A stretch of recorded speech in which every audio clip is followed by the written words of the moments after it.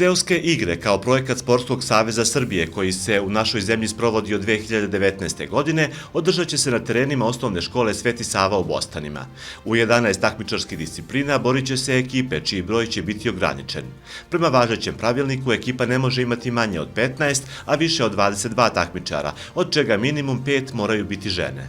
Od kolektivnih sportova tu su fudbal i odbojka, a od pojedinačnih ili ovako da kažem manje kolektivni su navlačenje konopca, bacanje kamena s ramena, navlačenje štapa, skakanje u džaku, poligon, rvanje, obaranje ruku, šah i tako dalje. Znači biće za svakog po nešto 11 disciplina i zaista apelujem na sela da se prijave u što većem broju i da to ne bude samo ove godine, nego da se to nastavi svake godine, tradicija, druženja i tako dalje i tako dalje. Za učešće na seoskim igrama mogu se prijaviti sva sela i prigradska naselja u opštini Prijepolje.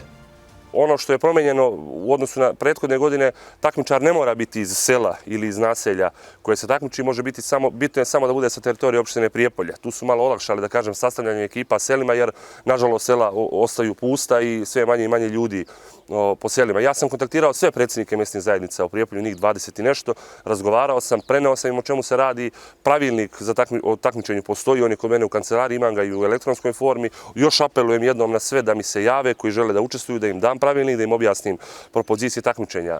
Seoske igre u Prijepolju se održavaju prvi put. Pored rekreacije i druženja, najveći akcenat je na očuvanju tradicije i folklora različitih krajeva Srbije. Seoske igre postoje u Priboju, na primjer Nove Varoši, godinama unazad.